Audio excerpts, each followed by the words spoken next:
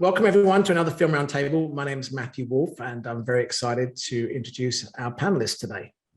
But before I introduce them, please remember to like this roundtable and subscribe to all our channels via Linktree or YouTube, Instagram, our podcasts, and also sign up to our website to be on our mailing list so we can inform you about upcoming roundtables before they happen.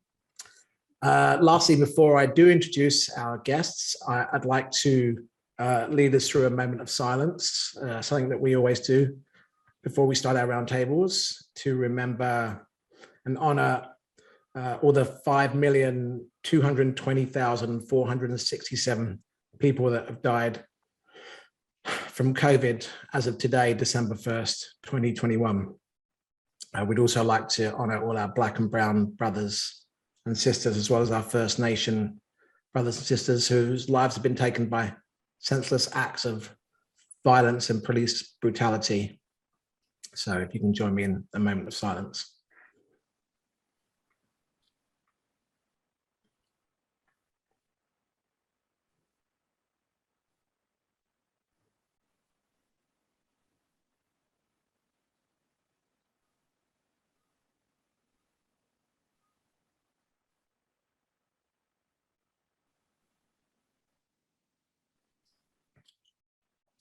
Okay, thanks very much. Thank you. Well, thank you guys. I'd like to introduce everyone to our roundtable guests today.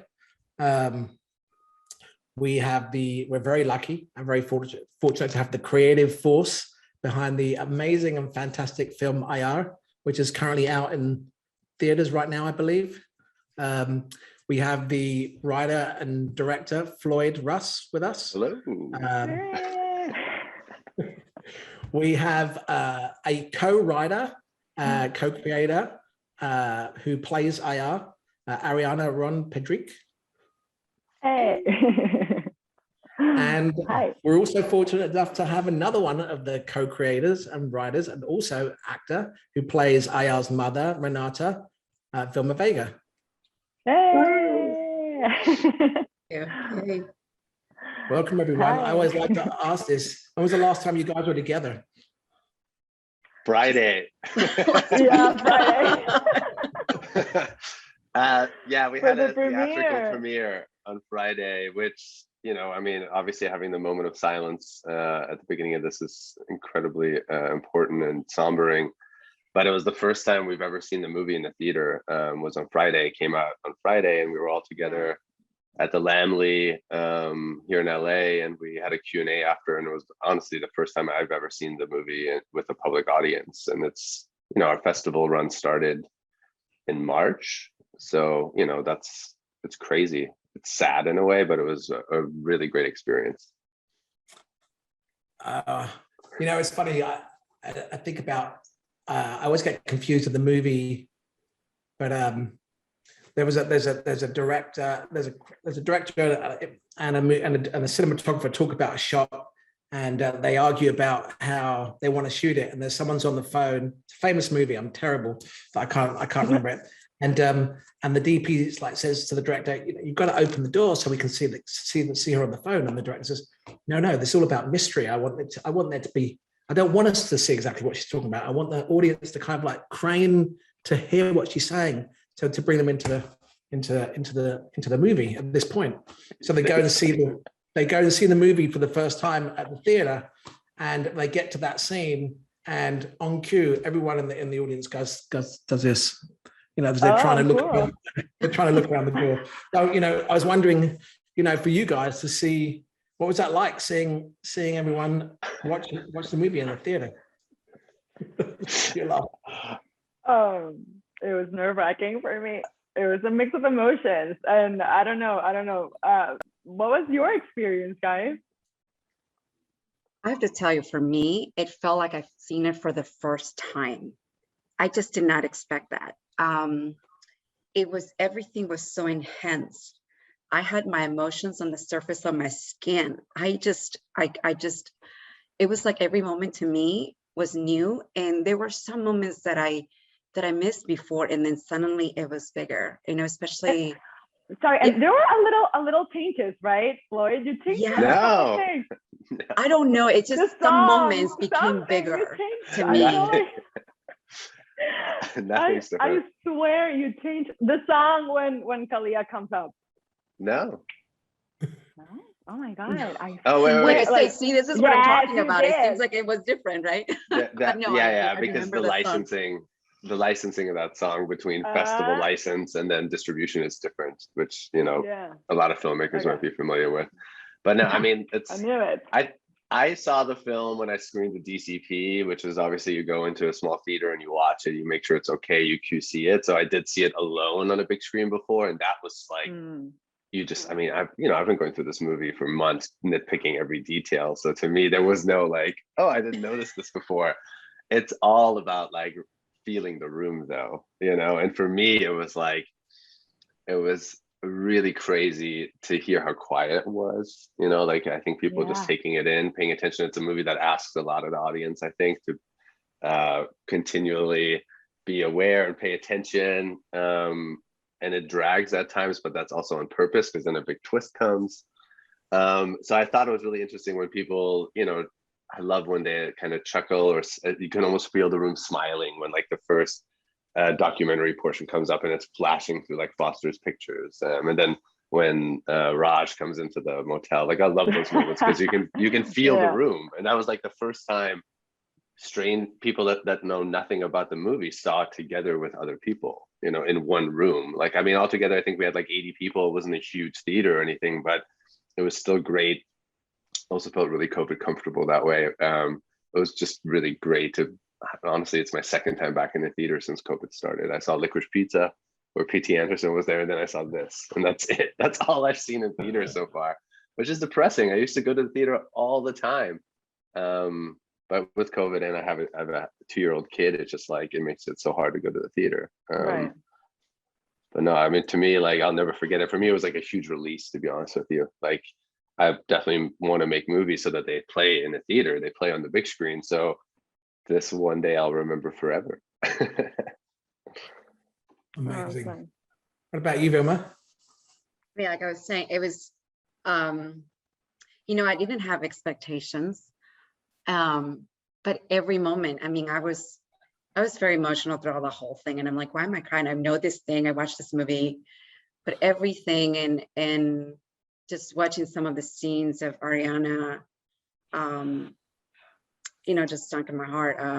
It was beautiful. It was a special, I could feel also, like Chloe says, the energy in the room when some of the moments came up, and people taking it in, and you can feel that. I guess I was just very sensitized to all of it. And I guess that's the beauty of film, you know, that's the beauty of watching on a big screen, and seeing, honestly, seeing my whole face on there. I had so many moments because I've never seen my face on a big screen like that. You know, I saw my nose, my facial, you know, and there was two things. One was like, oh my God, that mold. And then the second thing was, it's just when I saw my profile, I said, wow, those are the lines of my inheritance and my heritage. And so I saw my ancestors and the lineage of women through me and those lenses. And it was just, it meant a lot to me. That's awesome. Actually, we should probably tell people what the movie's about. If anyone hasn't seen it. I could do my takeaway, or I tell you what, why don't I give my takeaway, and then any one of you can tell me it. Anything different from the I love that. No, I love that. Yeah. Well, I'll just give it a brief description of the story, and then I'll give a different take, like a creative take on it, I guess. So basically, Ayar is the story of a first generation American Latina trying to reconnect with her daughter. She's been away for a few years pursuing an acting career and realized that she needed to reconnect with her daughter. She goes back to reconnect with her. But her mother, Renata, played by Vilma, refuses Ayar to see her daughter, but largely because of COVID, but also because of a bunch of other reasons bubbling beneath the surface. And it kind of opens up a can of worms. And this, and in terms of like their relationship, and lots of existential questions. And under normal circumstances, you would think that's a very straightforward story, but the way that you guys told this was anything but straightforward. And I would say that it deals with many topics, but which we'll go into. But essentially, it's done in a generational style. Mm-hmm. And that some people would say it breaks the fourth wall. I would say it smashes the fourth wall. So just because it really acknowledges the audience. So that's my takeaway. Guys, you want to comment? You guys go first. You don't have to comment. You don't have to, but I could ask you a question. For me, it's you really summarized the movie. It's for me, it's like you say, it's the relationship between the mother and daughter. And it's this. I always look at it as from Ayar's point of view, in the sense of her she has dreams, and the mother has supported those dreams, and she goes in pursuit of those dreams. But in that process and in that journey, she becomes a mother, and becoming a mother, there's this conflict that creates with her own pursuit and her own journey, but she goes for it, and that creates a conflict between the mother and a rupture of the relationship between mother and daughter that was once very close. And so, yeah, it's about the journey of Ayar realizing what matters, what's truthful, what's real, the source of your strength, and sometimes you have to look in the past for that. So, yeah. And to the point that Ayar realizes she's not Ayar, she's Ariana Pedrique, the real person who has come to America to be an actress. Right. And the parallels between who Ayar is and who Vilma and Ariana are in real life are totally smashed, like you said, Matt.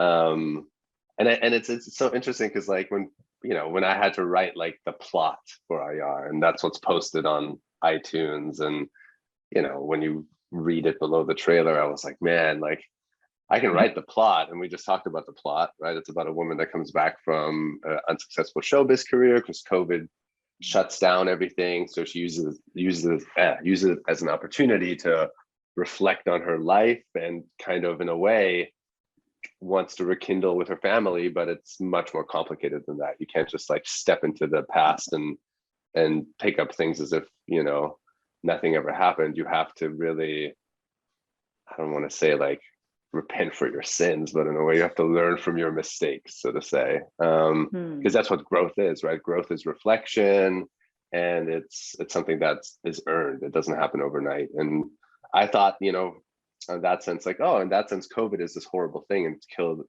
tons of innocent people, and it's changed the way we live our life. But like every bad thing that happens, we have to like learn something from it, and we have to make sure that we like grow in a way. So to me, that's the role that COVID plays in this film. Like it's this thing that happens to this character.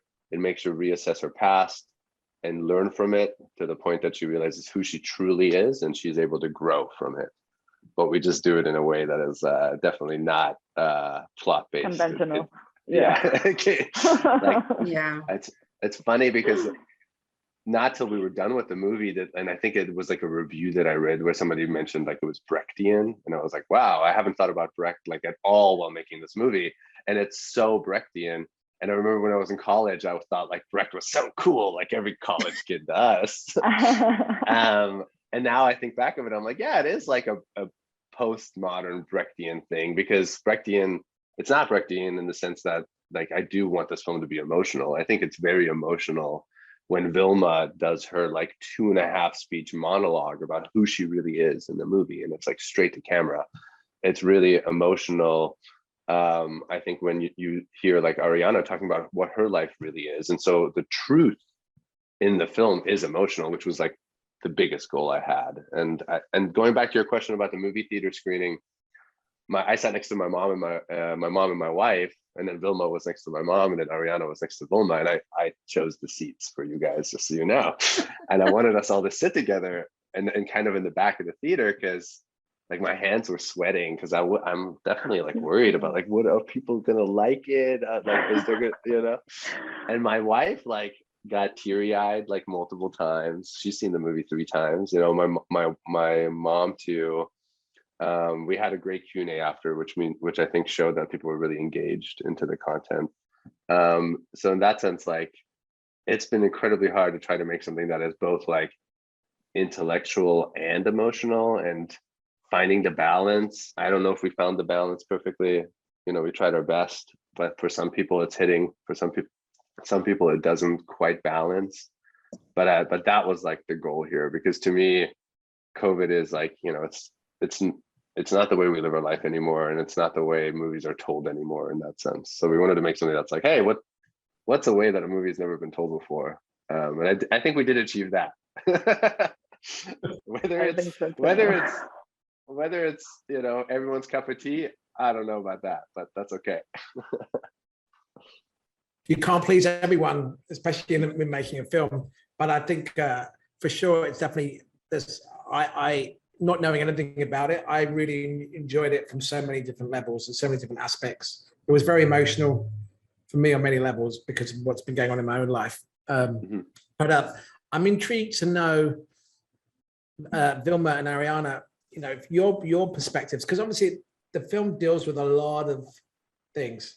Deals with, you know, immigration, you know, in some respects. It deals with the relationships, you know, and of course it's your own journey more than anything. You're exposing yourselves on camera, and more so than you would as, you know, on a normal acting role. And was that terrifying? Did you know, I mean, first of all, I did have another question, but let me lead that. You know, what was that experience like? Bearing your souls, so to speak. To me, it was a very vulnerable process, and it was weird because I thought it was kind of over once we wrapped the film, but then months later, we were, you know, last Friday on the movie theater and looking at each other in the big screen, something that I've dreamed for my entire life, ever since I became an actor. But in such a vulnerable way, it was terrifying for me. My heart was beating so fast, my hands were sweating, and I just didn't know what to think. And I remember just, you know, realizing at a certain point of the movie, I was like, let go, relax, and enjoy this moment. Like, I've been dreaming with this for so long. Stop thinking about what other people, you know, are thinking, or whether they're gonna like it or not. It's, to me, and I know I'm biased, but to me, it's a beautiful movie about the story within the story within the story within the story within the story. That's how I experienced it this time. And yeah, it's incredibly, I don't know how to say this in English, but it's almost like you're getting naked, emotionally naked in front of everyone. So yeah, it was definitely terrifying, but exciting. I love it. Do you remember when I asked you, hey, can you get like photos and videos from home, from Venezuela, from your parents? Because that happened after that. And, you know, I don't know if you know this, Floyd. I don't think I ever told you this. But yeah, Matt, you know, Floyd, after we wrapped, Floyd was like, if you can get any footage from your childhood and your, you know, teen ages, that's going to be amazing. So I did my best because, as you know, Venezuela is going through a very, very difficult time. So it wasn't that easy to just get that footage, but luckily my dad was the kind of guy, he is the kind of dad who's always with a camera, filming every single event, like birthday parties and Christmas and everything. So we had a lot of footage, but we had to make it digital. And in a country like Venezuela, unfortunately, that's not that easy. So at first I was like, Floyd, I don't think we're going to be able to do this. there was a lot of the footage that, a lot of the footage that you can see right now on the film, I hadn't even seen it before in my life. So just looking at it was a full circle moment for me. It was definitely an emotional ride for me. And now seeing it on the screen, it's crazy. What a great experience on so many different levels. Great. Like you could, baby, Floyd, you can always become not a documentarian, but where you can just do a service where you basically make. I know. I just like life profiles. Like, you want to see your life in 2 minutes? This is what I need. Christmas special, $50, 2 lives. I almost after Floyd did everything, now I understand. I'm like, that's why I want to be an actor. Now I get it. Like, I've been dancing since I was like 3 years old in my house, like the Macarena, and I was like, my dad with the camera all day long, and I'm like, so I was like, oh, something now makes sense. I mean, in a way, like, the film is a little bit about method acting in that way, then too, right? It's like you have to use. That's so like, how do you guys use your reality to make this film? Well, I have to say, that was a good question when you say, because this is not just an acting role, you also put yourself out there. And it's a very, like, Ariana says, it just feels naked. For me, it's a real story, it's a personal story. And through this whole thing, I didn't think about sharing that. It was really hard for me, but then I had to remind myself that when I started acting at 40, the only way I was going to even finish this training was just to show up. And there was nothing else. And so I have been in situations where I have to be in high stakes, where I have nothing left, and just put yourself and your heart and soul. But this was like, no, Vilma, this is going to be in a movie. And I go, oh my God. So part of me, I'm excited. Part of it is like, why does it have to be my story? Because a part of it also, I realized that I was also going through my own healing. It's a past that I haven't really uncovered. I haven't really shared to the depth of that. And so as we were unfolding this journey with Floyd, and we were like digging into questions and digging into the characters, I go, oh my God, I have to really share everything. And so that was terrifying to me, because it's opening an old trunk and I'm going to uncover here. So, and a lot of it came out, and then I have to play the opposite role, right? And so a lot of emotions, I'm compassionate with Ayar because I relate to that, but now I'm stepping to this woman. So that required for me to be very compassionate and to really open myself to the experience that, let me see what her experience was like. And I knew this woman, I know this woman. And it's so interesting you say that, because a lot of the family members have watched the film now this weekend, and I have gotten a lot of calls, and it's been, the story just came out the way it was supposed to come out. And I just couldn't think, I said Floyd every time. I'm like, oh my God, it was such a healing. There is a still healing going on. But then afterwards, when we were done, I go, okay, we're done filming. Uncover the photos. But mind you, I didn't have any photos when I was 15. Nobody's taking pictures of me when I'm 15, right? I'm coming to this land, and but the family that, my son's grandmother, she kept some photos, so I had to go and she had to open up some stuff for me, and that allowed a lot of conversations between me and her. So yeah, in every level, this movie was not just an exciting opportunity to be seen and to show up, but also was transformational. It's like, oh great, I'm now going through the Ayar experience. So it was cathartic in so many ways, and it still is. Yeah. And I have to add, Vilma, to be honest, I'm so proud of you, because it requires a lot of courage to open up to a bunch of strangers and just tell your story in a truthful way. I know it was terrifying for me. I cannot even begin to imagine how, terrifying it must have been for you. You guys made it easier for me. Thank you. I mean, you, Ariana, when she put herself, I go, man, we're on this. This is amazing when you have just the people, just that. Floyd, the whole experience was just like, wow. you can only dream of, really. I can't put into words that, so. Yeah, Vilma, you said something which I'd like to just know a little bit about. You said, you started acting at 40. Yes. Can you talk about that a little bit? Just, what brought Well, you? it's interesting. Yeah, I was, I just had like a normal life for a long time. I mean, I don't even know what normal, but I'm just using those words because it's easier. A different lifestyle. And so at 40, I mean, I had this moment where, what am I doing with my life? My son is grown.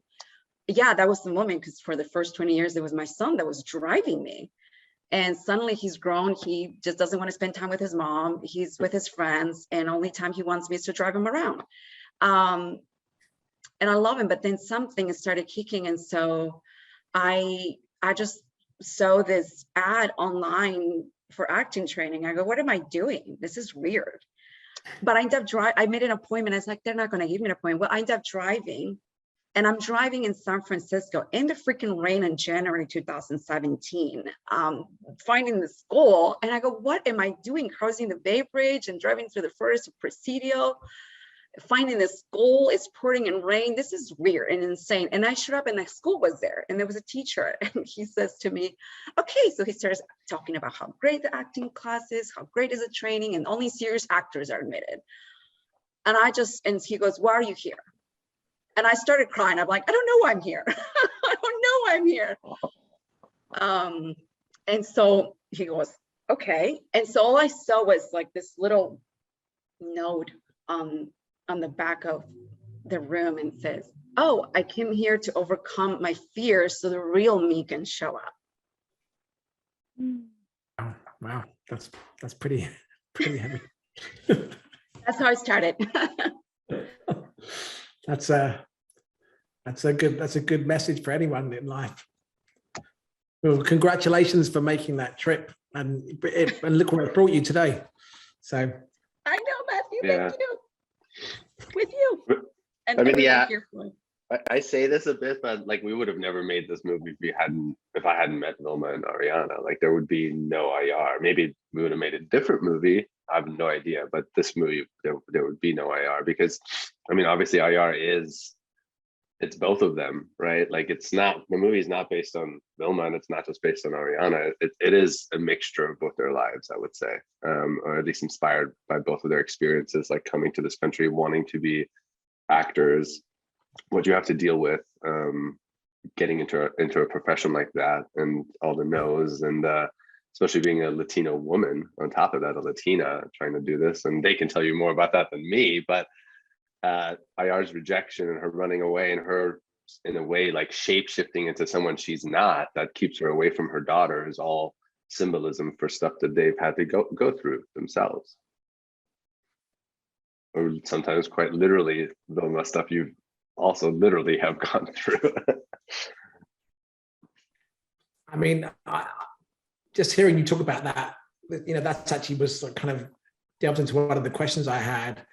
The three of you came up with this story together in some elements, right? Because you wrote it. I mean, okay, let me step back a little bit. So this is a story of Latina immigrants, as well as it being about mother-daughter relationship, it's Latina immigrants. It's a Latina story in America, told by a white male American. So, it's not the typical viewpoint. You might, I have a friend who's a Filipina, and she made a story about a movie last year that came out about her journey. And, you might expect a female Latina story to be told by a female Latina director. But in this case, I think having the different viewpoint, like Floyd, when we at one point we spoke, we talked about how why does a story about a particular person need to be told by that same person? Why can't it be told by? I think because that's what we're used to, right? A white story is told by a white person. Maybe maybe a Latina story, it might be told by a Latina. Why can't we mix and blur the lines and come out with something, a different viewpoint and something fresh, which is what's happened here. So I'm keen to know how the process came about. You know, Yeah. that, you know, you said, you know, you touched on it, but I'm just like to delve into that a little bit more because it seems like a different approach to filmmaking. Yeah, and I think this topic is super interesting because I think we want Latinas to tell their stories. Of course, they should always, you know, a person should be able to tell their own story, but at the same time, we want, you know, like you said, brown, Black, Latina, you name it, also to tell other people's stories, tell white people's stories, you know, because that's not happening. I mean, that's barely happening. I would say that's the biggest new thing that I think needs to happen. But for me, like, it doesn't matter what story you tell, like, more than anything is the, like, and I think a lot of the industry is adapting to this now is the approach, and the approach has to be much more collaborative, you know. The days of like a white writer's room have to be gone. Like, that writer's room needs to be diverse. It needs to reflect what the story is actually about. The crew, you know, itself is another thing that is becoming more diverse as well. And I think that all influences like how a story is told. Like that a key role, a key crew position is diverse, is filled with women and people of color. Above the line producing as well, of course, you know, and writing big time, you know, like we actors are not just people that are get lines and are told to say the lines certain ways. Like, a powerful actor has to come to the table with ideas, revisions, they have to become the part, you know. And in that sense, like, that's how this process started. It was like, hey, we want to find two people that are actors, but more than anything, they have a story to tell. They're real immigrants. They have gone through this. And then when we hear that story, we adapt the script to their story with them so that they're writing their own dialogue. I mean, a good example is like, I don't speak Spanish. You know, I am an immigrant. I'm not from this country. I consider myself an outsider. I moved here from Germany when I was 11. My parents are both immigrants. So I'm also first generation American, just like Ariana and Vilma. All of the actors we have in the big like diorama where they all just say a couple of things, you realize like, wait a second, they're almost all immigrants. Like, Henry is from the South, he's African American, he's American, but he is an immigrant to LA. He's an immigrant to the idea of like, I'm following my dream and I want to be an actor, when he comes from a small community in the South. So we all have that in common, and that's enough for us to like trust each other, ask each other questions, you know, go on this creative collaborative process. And that means like being able to tell each other, yes, no, you're wrong, you're being stupid, Floyd, this is how I would say this or do this. And me listening, of course, you know, and then me maybe saying that I love that idea, but that we can't afford that, and that will add 10 pages. Like, so there's, you know, just stuff we need to work through. So that's like in a nutshell how the process started. But you know, I don't know. I mean, like, I think I'm lucky that, you know, Vilma and Ariana would ever trust me to do this, obviously, because we did it very fast. But part of me also wanted to just be like, hey, once you get in the boat, like, you can't get out, in a sense. Like, we're trapped in this thing together and we're making this thing and we have to figure it out. Like, if you jump out, the sharks will eat you. Like, you have to figure this out with me. And I think we had a really healthy relationship doing that, you know? I agree. I just want to mention something. I think I remember when I saw the audition, you said something, Floyd, on Friday. You were like, oh, when we did the audition, we got so many submissions. And I'm sure it was because the casting director are big. And I don't know if that was your case, Vilma, but for me, it definitely wasn't. Like, when you are a Latina actor who's trying to look for an interesting role, a truthful role, an authentic role of a Latina, it's so hard. It's so hard to find it. And when I read that log line, to me, it was like, yes, finally something that I can relate to and in a deeper, truthful, honest way. I found out who you were and who the casting directors were by like the last audition when I was going to your house for the callback.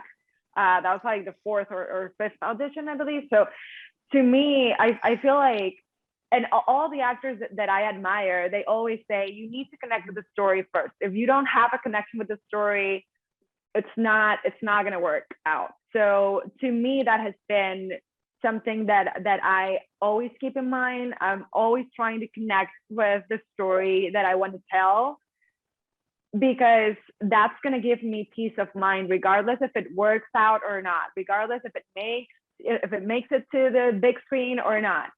Just the fact that I believed in it in some level, for some reason, to me, it's enough. And to me, it was so crazy to see that, regardless of the fact that you are also an immigrant, you're a white guy. And to me, it was crazy to see how Floyd can be so like compassionate to the point that he sees a story where no one else has seen it before. And he was interested to tell this story for his first feature film. But not only that, he wanted us in the creation process because he wanted this to be authentic and honest and truthful. And yes, I agree with Floyd when he says, you know, this is art, and the fun part of telling a story is that you should feel free of telling whatever story you want to tell. But wouldn't it be cool to do it the way that Floyd did, like just helping give a platform for these people to speak their truth and not just play a part that another person thought that's how you are supposed to look? Because when it happens like that, you're mostly going to play a stereotype. So he allowed us to be ourselves. And to me, that's the biggest gift. I've never had that opportunity ever since I got to the US. Even with all the auditions that I've done with Latino characters, it always feels like I'm playing a character. It always feels like I have to become a Latina, which is extremely weird and crazy for me because I am a Latina. So why do I have to become something that a bunch of people in Hollywood think that's what you have to be, a preconceived idea of what a Latina should look like? And no, I'm so grateful that Floyd gave us this space to be ourselves and to show ourselves, because it ended up being, regardless if you like the story or not, it gives us the opportunity to show a different side of of our lives as Latinos or as immigrants. And I've never seen a movie like that before in my life. You bring up a really important point, Ariana, because as I'm also an immigrant, but from a different, with a completely different story, first generation American, but talking specifically about the point that you bring up about being Latina or Latino, and how that's portrayed to American audiences. How are all foreigners portrayed to American audiences? Generally, like you said, in traditionally in the past, in the way that it's been spoon-fed to us, not the real way that it actually is. And we have a responsibility, I think now more than ever, as filmmakers, to change the future of filmmaking. That's why Film Roundtable was actually born, because we were trying to help. I mean, we were in this moment where what life as we know it paused, and we had the opportunity. No one knew the direction, and we had the opportunity to help guide people out of this. And what we found was, let's create a space where we can talk about the things that are hard to talk about, and maybe we could make a difference. And this is exactly what your film has done. You've shown the way that people can actually see how Latin people really are in real life, as opposed to how they're fictionalized. And for you guys, this is a very long-winded response into my question, but you guys, Vilma, I mean, Ariana, you just told us how you feel, but Vilma, I'm interested in also how you feel. I mean, you're giving how your stories are told in Floyd's hands. Did you ever, how did that make you feel? Oh my God. Well, I tell you one thing, I felt very fortunate. I felt very lucky. I was like, really? Because I tell you that when streams start, 3 months prior to this, went through this casting I have gone through experience where I was in Peru, I was traveling in Peru, I was traveling in Cusco. And mind you, I've never met my father. I grew up without my father. So I was just traveling, you know, in Cusco, taking my son for the first time. And just, I was at the time with my boyfriend. And at that, it just, suddenly I was just joking. You know, it's like I walked by a government office, like, oh, this office will have an information about my dad. And he says, walk in, find out why. I'm like, at this time, 43. So it's like, I don't care. You know, I haven't seen him and he probably is dead. Why do I want to find out? Well, long story short, sure enough, I meet a very helpful lady and I had no identification. She helped me. She found him and he's like, he's alive. She found my birth certificate too. I was like, what? And I only have 1 day left 2 days left in Peru. I have to be back to the US. And so anyway, I don't know why I felt like one of those moments, I'm going to travel to this place. So we had to take these buses in the middle of nowhere. And this is where I went to this top hill I saw this lake in the mountains of nowhere. And I was like, this is a beautiful lake in the middle of like the highest mountain. It's like 11,000 feet. I don't know. It's beautiful. I've never traveled this high in Peru. And anyway, we went into this whirlwind and went back to Lima, connected with my brother. I met my father for the first time. It was weird. And so then I came back to Peru. I came back to the US, and 3 months later, I'm getting this audition piece, you know, for Ayar. And right when I read, then when the sites came to me about the moment of Ayar, when I tell the story of the legend, like, oh my God, I just brought some textiles from Cusco, you know, some textiles that I bought from chasing the actual woman maker, you know. I wanted some real thing. And I was just ready, I guess, for that moment to just, I just think, so when Floyd came and I met him, it just felt to me that this was just a very instinctive for me. And talking to him just validated all my instincts. It was not a hard decision for me at all. I felt actually very fortunate because I was curious. It's like, why is this man doesn't speak Spanish, is interested in this, doing this, and just is so willing to give us this platform of a story that a lot of times as a Latina woman immigrant feels not worth telling, or always being looked at as not worth sharing, that it's not as important, that is something that you just tell, you hide it, and you tell your kids when you're age or old and ready to die. And so for me, it was like, it was just like I'm saying, it was just a life-changing moment. And so Floyd, just meeting him was just destiny or something. So it was exciting. Anyways. Yeah. Matt, I think it's interesting for you to talk when you talk about like why you guys started Film Roundtable, and I feel like a lot of us, you know, people that are shooting and are in the business and are working constantly, that all of a sudden just came to this like sudden halt. Because that happened for me too. Obviously, I was like prepping 2 commercials at the time, and I was like in Vancouver and everything shut down, like literally scouting in school with like thousands of kids without masks, and then they were like, "You gotta go back to America. Like COVID's too crazy." And I was like, "This is strange." And then cool thing about me, like I got kill fees for 2 projects, which was cool. I was like, "Wow, this is awesome! I got kill fees. This is only gonna last a little bit." And then 2-3 months later, I was like, what is happening? Like everything is different. And you know, having kids, like I definitely not only thought about like all the danger out there, but I also thought about very reactionary, like, man, if this is how we're going to be now, like, and my dream is to make a movie, I'm 36, I've never made a movie. I've been doing this since I was technically 13 when I first picked up a camera. I'm like, what if I do a movie now? What if I do a movie this summer? Like, you know, what would that look like? How would that be possible? That's how the whole thing started, to be honest with you. Like, it wasn't like I really want to tell a story about like 2 Latino women and then they come back, because that's so strange. Like, it started very much like COVID shutting everything down. I'm having a crisis. I have this little bit of money that I got from these kill fees. What if I use that to like finance most of this crazy little movie? What is this movie? And then it was like, wait, what would this movie be? And and I just thought, like, you know, I don't know. I'd had this conversation with a female Latino producer. I'm not going to say her name. She's very well established. And she was like, I don't think you should make this movie. Like, I don't think a white guy should make this movie. Like, it's not your place, especially not right now.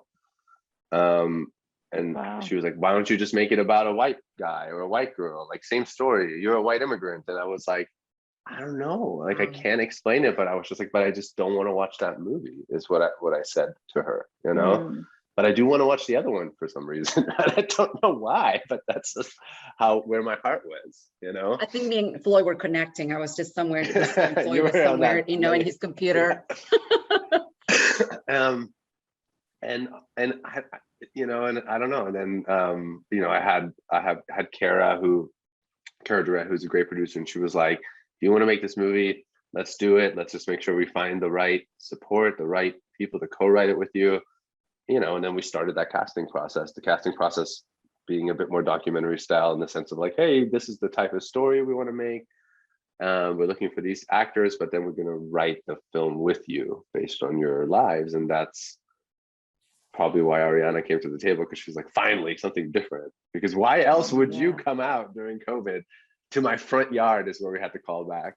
Yeah, I don't know if I ever told you this, but I've suffered panic attacks before in my life, and when COVID happened, it was definitely a trigger for me. So I was terrified. I have 2 dogs, so even just walking the dogs outside, it was like it was. I feel like everyone went through you know, an anxiety process once this started to happen. And I remember having this opportunity with this amazing director, with this amazing story. I wanted so badly to be Ayar, and he wanted us to go to his house and obviously do the last callback.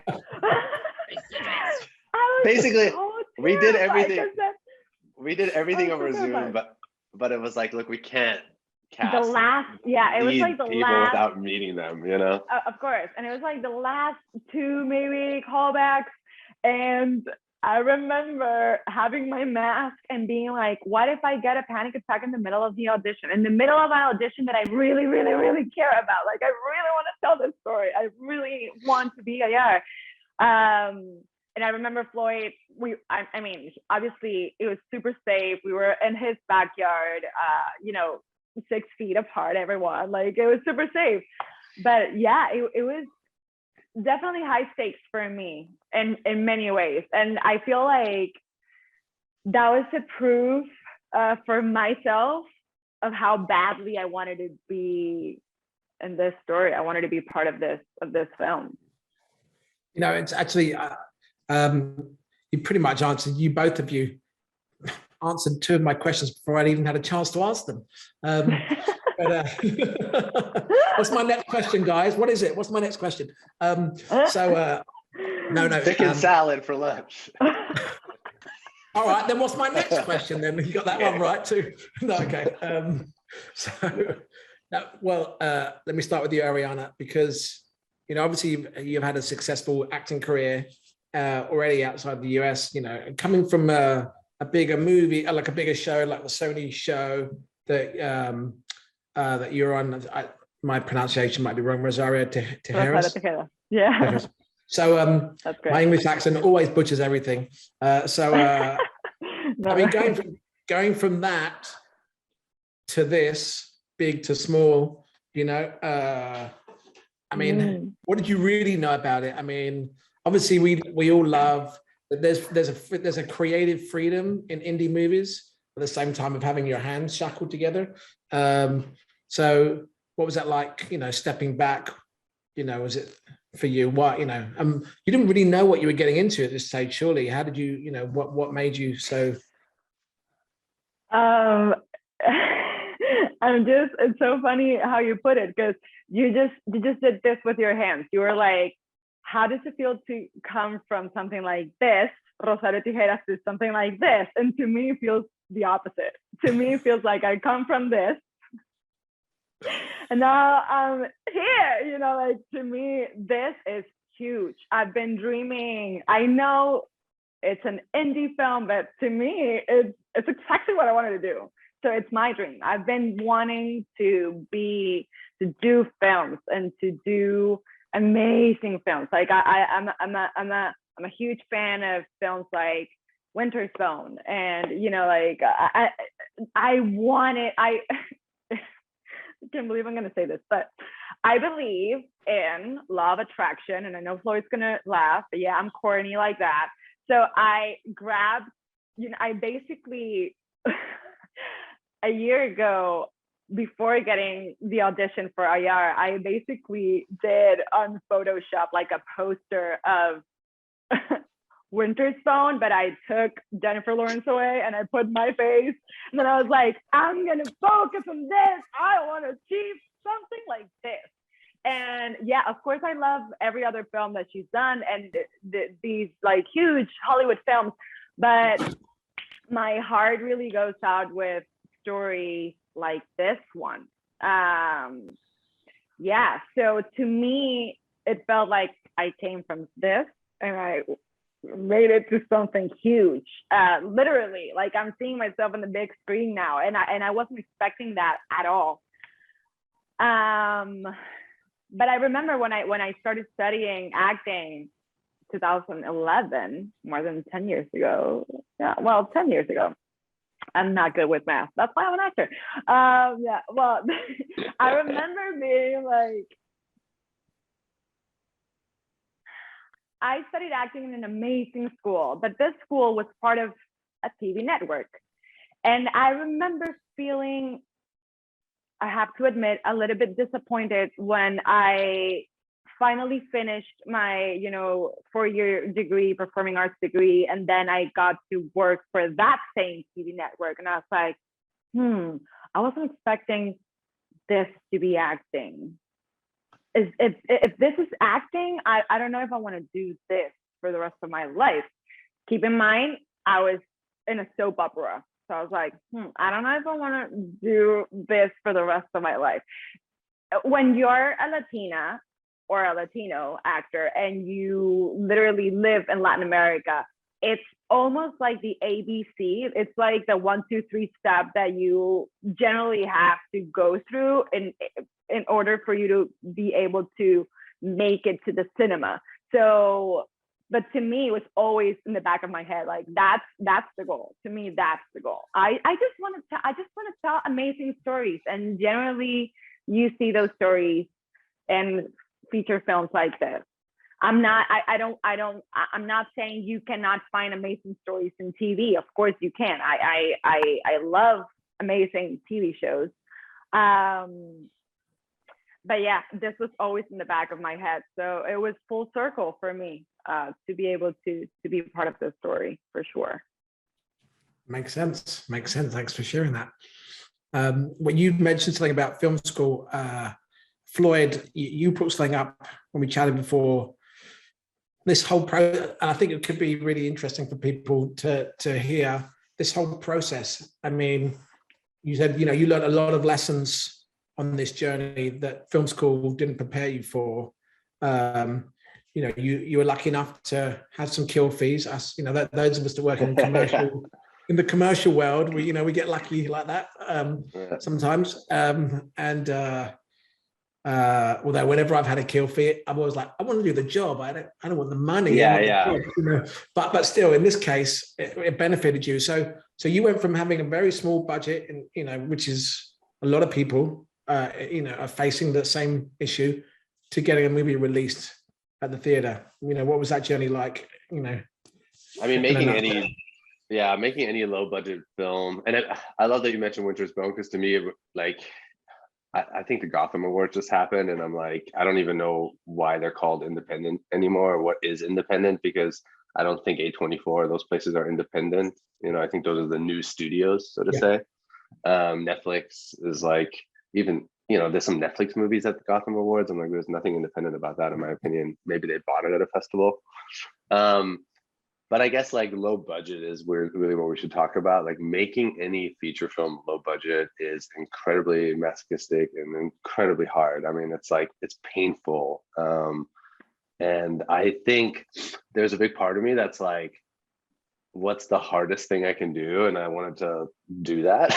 I wanted to be like, all right, what's the smallest crew we can make a movie with? You know, and I think we got it down to like 8 people. no producers on set, no AD, one PA, COVID officer, of course, who's also the location manager and security person. Me being, 4 or 5 roles, like the DP having just 1 or 2 support people, 1 swing lighting person. I mean, like what Corey did on the movie with a team of 3 people is incredible. And you know, Matt, like you've been on big sets and small sets. Somebody told me recently that like Matthew Libatique wants to shoot a movie like with the tiniest crew because he's sick of like working on Marvel movies. So like we go through these waves of like half glass empty, so to say. Like we want what we don't have, so to say. And for me, yeah, it's very reactionary. The film is 100% reactionary to COVID, Trump, and me getting those kill fees and being in the right mindset to be like, we're making this now, because if we don't make it now and if we talk about it for too long, it's never going to get made, So like get in and see what's going to happen. We can solve the problems as we drift downriver. If there's a waterfall, we'll figure it out, And that was kind of the attitude. Like that was the attitude. And yeah.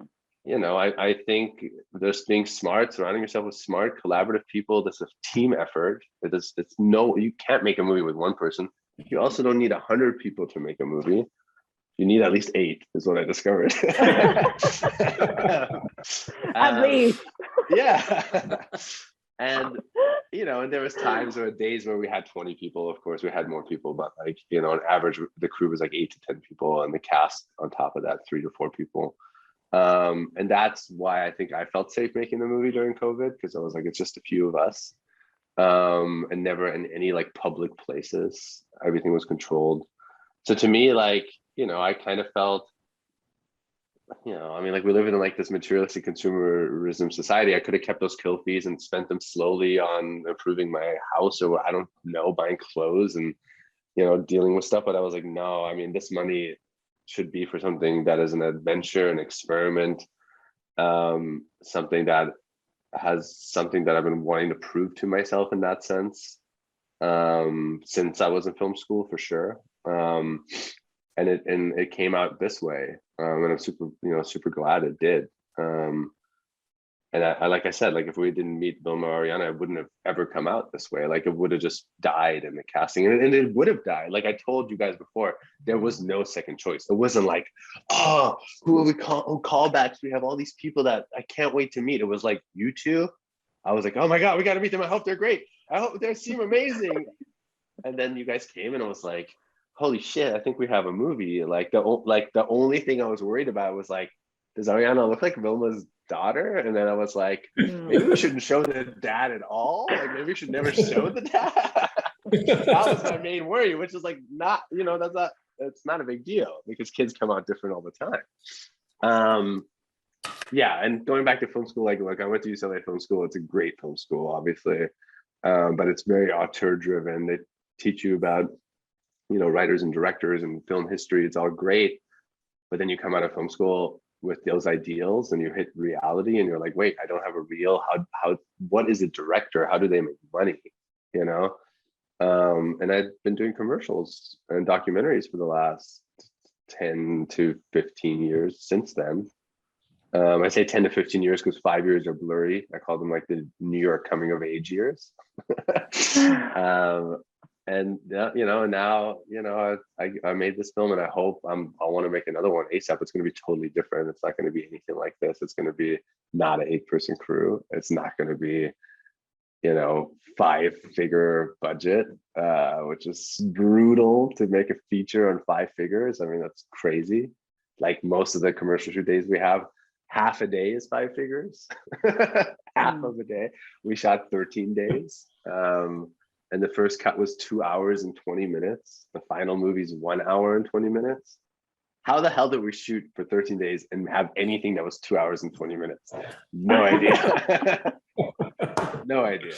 But yeah, a lot of it too is like I've gotten to know people and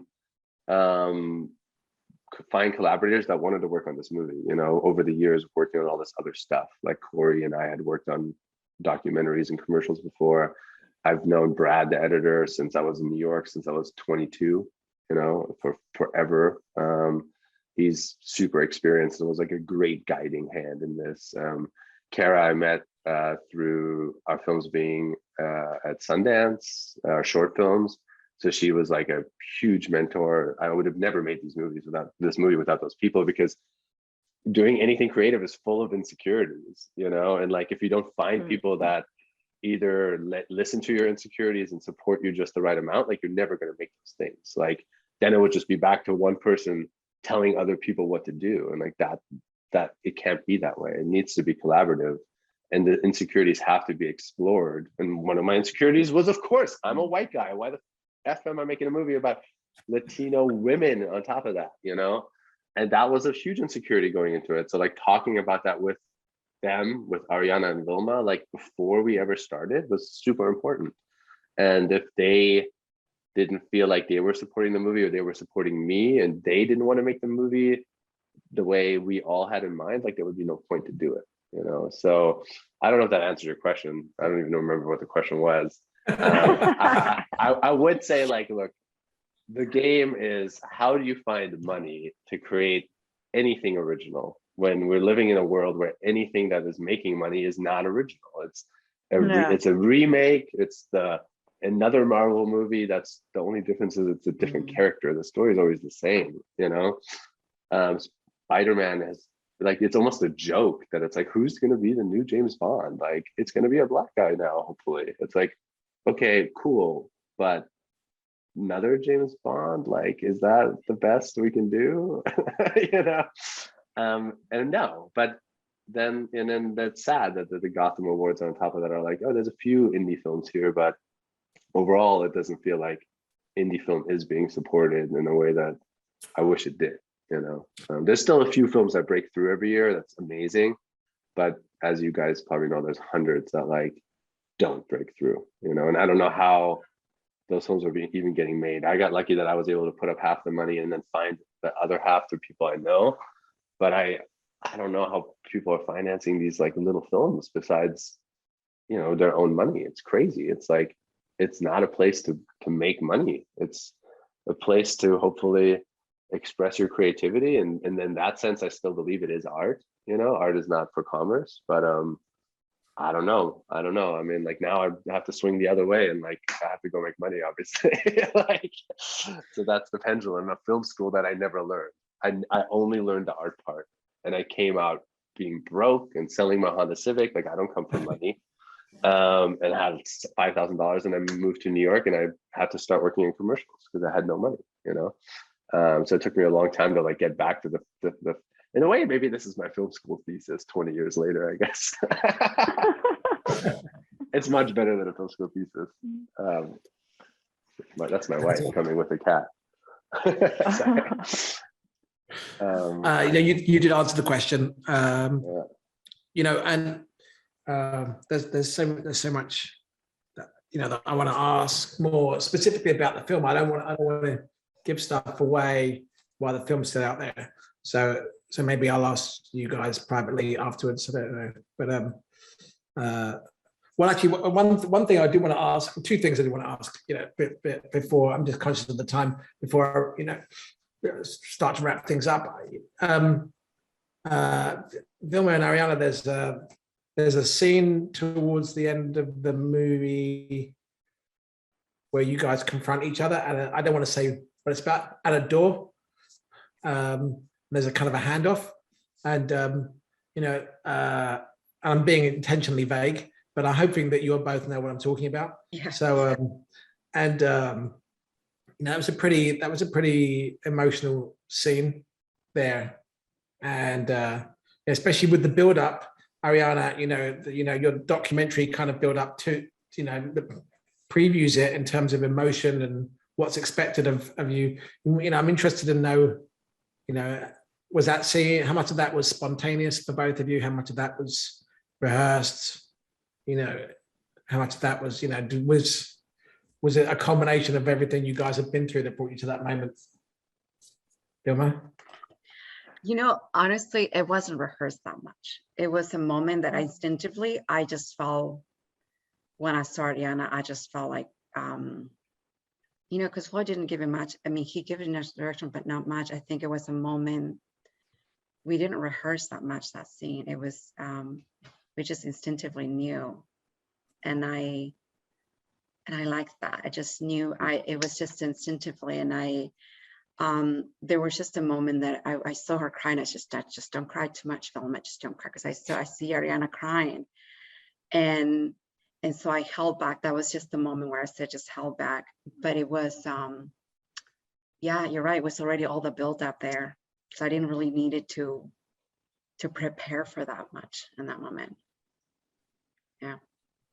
It was very special. Yeah, I feel likewise. We definitely went through the whole film when we were doing the co-writing process. And as an actor, inevitably, that's going to be an important moment. And at least for me, and it feels like for Vilma too, I love to be surprised in those moments, especially moments like that. I don't want to rehearse anything. Like I just want to throw myself out there and see what happens. And so it wasn't like I was planning to do something or to not do something. And I feel that awkwardness and emotional stakes comes across, and I like that. And I also remember that Floyd told Kalia to tell me something, but I wasn't expecting her to tell me anything, because after that moment with Renata, then Jasmine comes and hugs me and tells me, "Don't cry, Mama," and that broke my heart, and I loved it. But yeah, no, it wasn't rehearsed. We didn't have much time either. It was we didn't like, have much time. That's right. We needed to move to the next now. thing. So, okay, whatever's done is done. So Ariana's right. I mean, it's the moment, and I remember the moment when I'm trying to touch her and she holds me. It was, I think that's palpable, because it was very moment to moment. It definitely touched me with my own journey, with my own relationship with my parents. So yeah, thanks for that, all of you. Yeah. You were going to say something, Floyd? No, I remember when we were writing that scene and there's only like 2 lines of dialogue spoken between Ayar and Renata. But I remember that was one where I think we had like 3 lines at one point, and then it was a lot of like very exact, like less is more. And Ariana and Vilma, you guys like really, I feel like you really wrote that dialogue like really well in terms of what you would say to each other, and one thing that's like subtle too is I think the progression or the change between like what parts are spoken in Spanish versus English is like pretty interesting to keep in touch of, because obviously I want to call the film like bilingual, which I think is really important. Because I mean, it's kind of interesting. I would say like all 4 of us are immigrants, even on this call, and then there's so many immigrants in the film. And I did want the motel to feel like this collection of like a place where all these immigrants come and go. And it's a kind of a symbolism for America. Like this country was built by immigrants, and this whole like Trumpism of like what's American and what's not is total bullshit, because like to not be American is ultimately very American. Like that's what made this country, and I think that last scene where like they both just say one sentence of English to each other, and there's just like this understanding.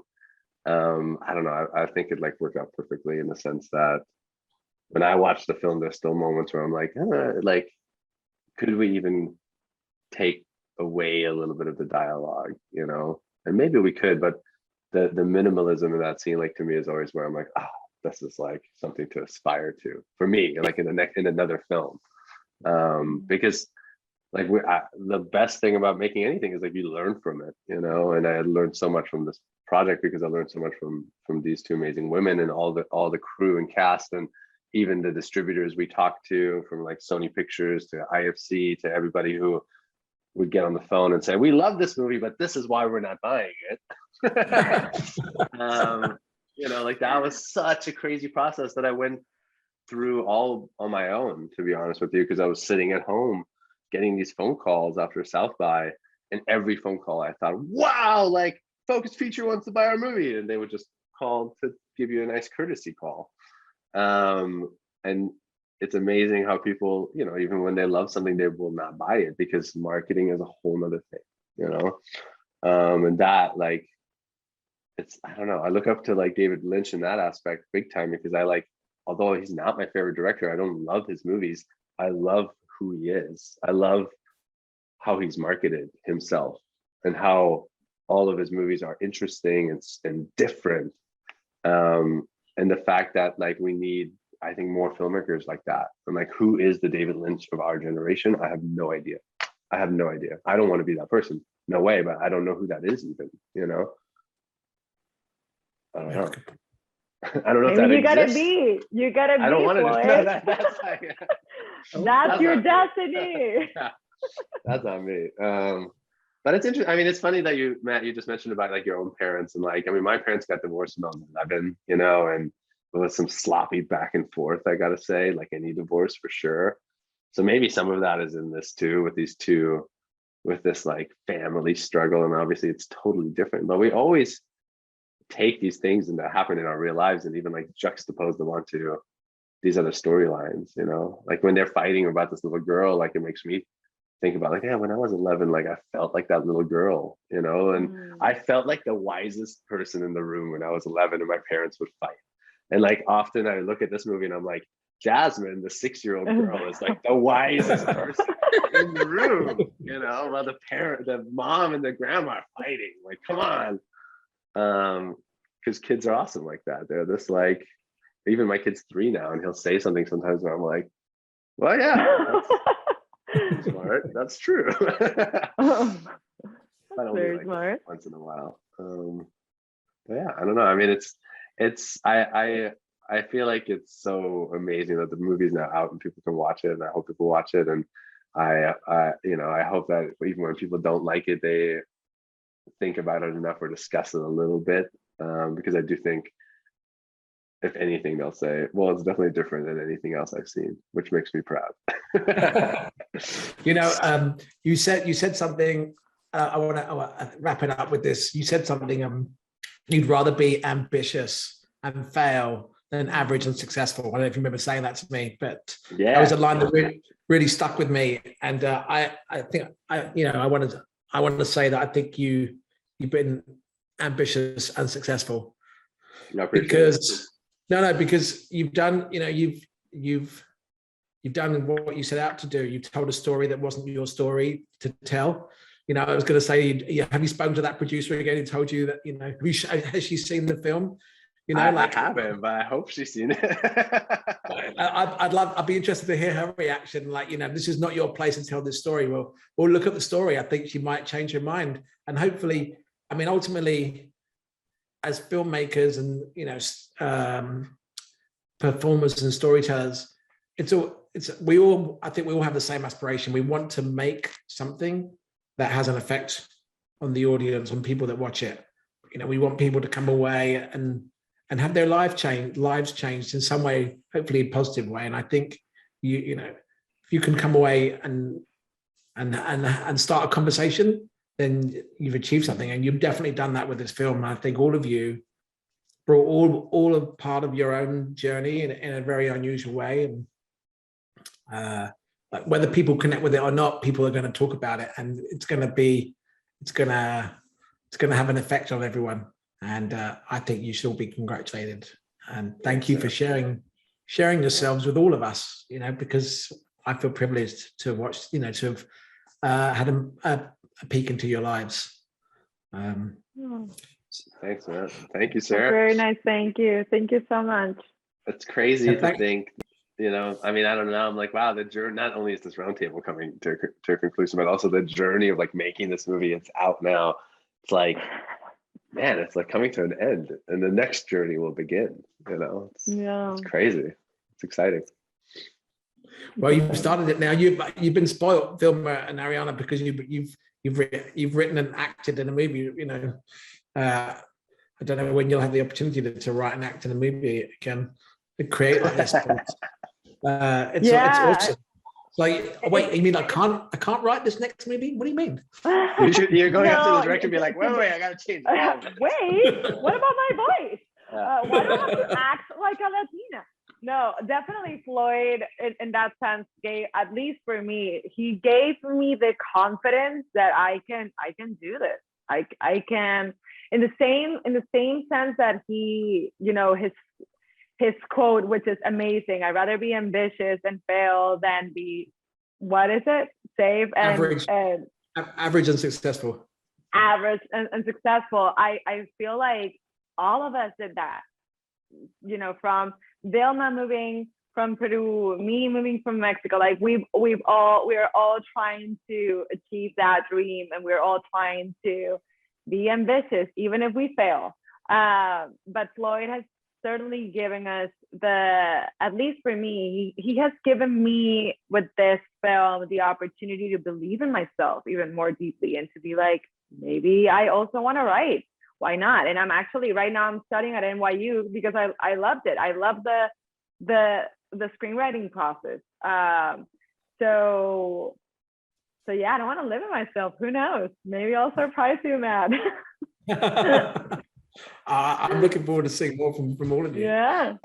I have to say one thing to it with Floyd. He really, and I've been exploring a lot about our voices, you know, my voice. And he really has empowered with this opportunity and this journey that's been going since last year to empower me to believe that my story does matter. Our stories does matter. You know, there's someone out there that's actually interested in watching this, you know, or knowing about it. So there's this lesson on being seen that I've been experiencing, and so that when you're seen, I think Lady Gaga said once that only if you were seen one person, that's enough, because that, you know, you don't know what this person can do. And so I'm very, very grateful and so empowered. And I, like Ariana, I echo, it just has given me more belief in not only myself. And I said to Floyd, I said, you have just watching him going through, it's just almost that he has, you know, allows to see this roadmap. It's like, wow, we can do this, you know? I remember there was a moment when Ariana, we were wrapping up just on the filming. I think we said it was a moment where we said, I think it's time for us to write our stories. I think it's time for us to what? To write our stories. It's time for us to write. And so that was something that stayed with me, and that's empowerment, that, you know, a filmmaker, somebody that takes the time and really means when it says, I want something truth and original, really opens himself to really receive that, can also meet people like Ariana, not to make ourselves specials, but and also empower and bring those voices forward. And to me, that's very, very special. Thank you, Floyd. No, please don't thank me. Thank you guys. And so it's weird that you guys would ever thank me. Like it's all you know what I mean? It's not, I'm lucky. Don't worry. No, but there is something that maybe if this film would have been made by a Latina director or a Latino director, which that would be amazing too. And I can't wait to work with more Latinos and more creatives like that and more diversity. But seeing an immigrant, but a white guy interested in our stories definitely clicked something in me. I was like, because I had just come to LA. I was in that process of having to act to be a Latina, which is crazy because I am a Latina. I'm still learning how to almost like speak English. So it's like, I don't get it. I have to act to be something that I am already, because if I don't do that, people are not going to believe me. And then when I see Floyd giving us this space, it was a breath of fresh air, because it was a wonderful reminder that, oh, okay, it's okay to be me. I don't have to act to be something else. It's just, it's fun. It's great. I can just be myself.